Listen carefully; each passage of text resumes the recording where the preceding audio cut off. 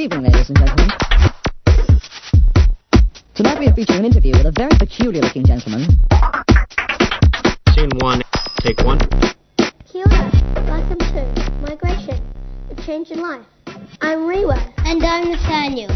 Today on Migration, a Change in Life, we have 3 reports that discuss how migration is a response to the challenges, risks and opportunities faced by people's changing lives. Reporters have interviewed 3 people who are migrants to New Zealand. First up. Some people migrate due to risks they have encountered in their own country. These people who leave their homes or country because it is unsafe are called refugees. Our first interviewee is Hirua. He has been made a refugee because of war in his native Afghanistan. On with the interview. Here's our on-the-spot reporter, Millie, with Hirua.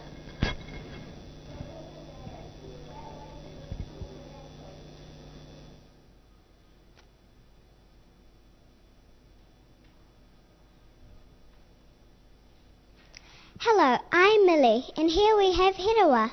Hi Hirua, and thanks for joining us today. What did it feel like being forced out of your home? It was creepy and scary. They had guns. I was scared that they might have shot me if I moved too slowly. They came in the middle of the night. We could only take the essentials, water, food and clothing. We were only allowed to take what we could carry. The soldiers took all our valuables. Where did you go? We had to walk across the desert for a long time. 2 nights and 3 days. We stopped when we were away from the fighting. We heard that the Red Crescent had opened up a camp, so we went there. It took another day's walk. We did feel safe as they had food and shelter there. How do you feel now that you are a refugee?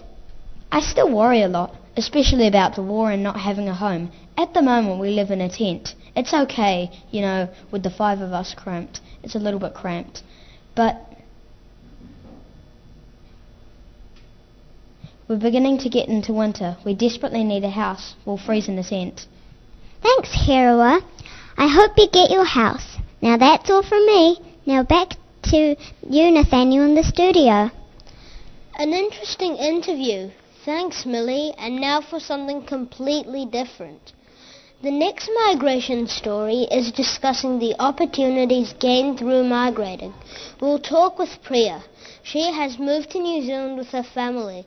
The main reason for her family migrating was for her father's work. Now over to our reporter, Paris.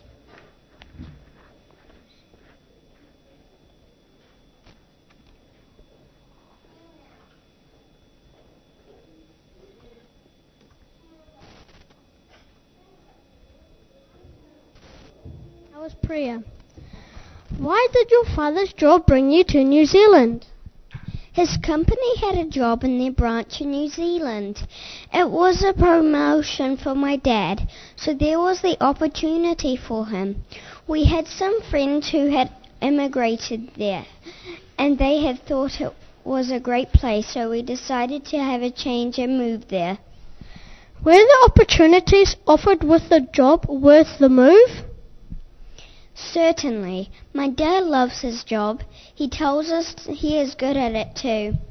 Dad also likes the pay rise for our family. It has been both good and bad.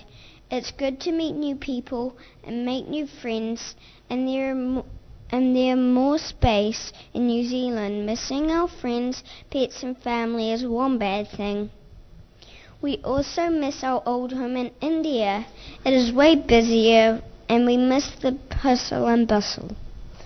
Having lived in New Zealand, would you choose to stay here?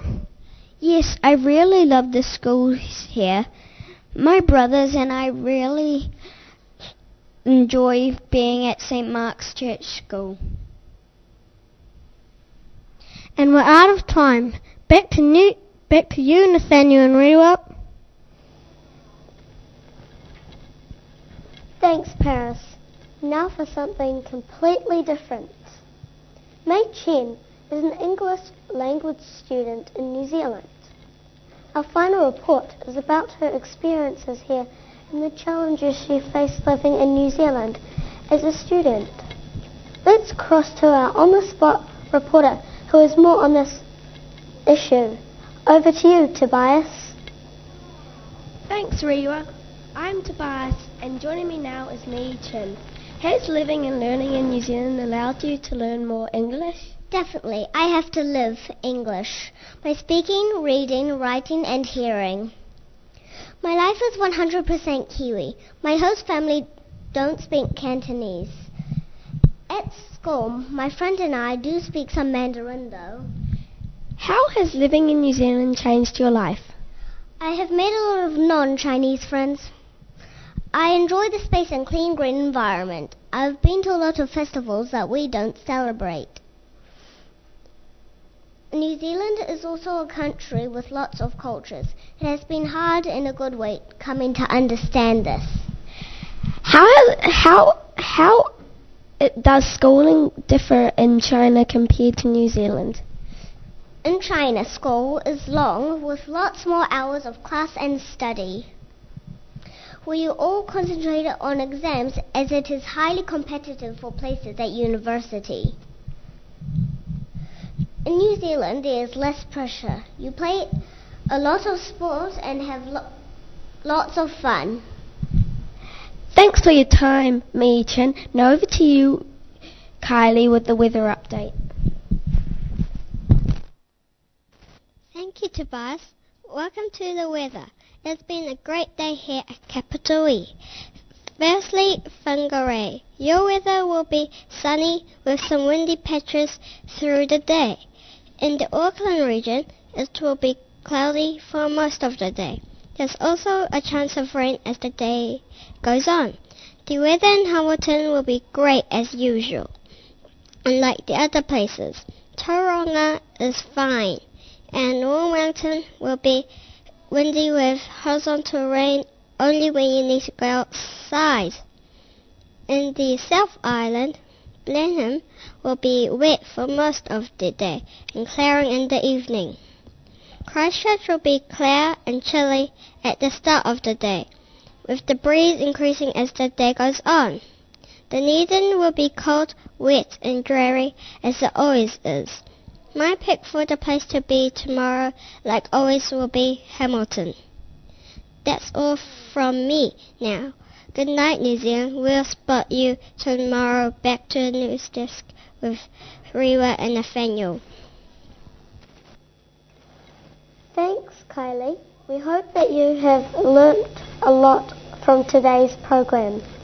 Thank you all for watching. We'll see you again next time. From the whole team at Migration, A Change in Life. Goodbye. E nohora. Ladies and gentlemen. Roll the camera. Okay.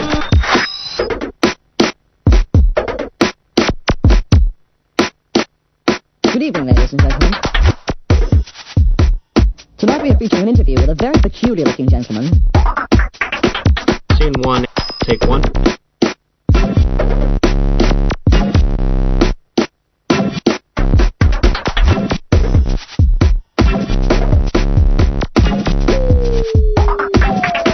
Scene one, take two.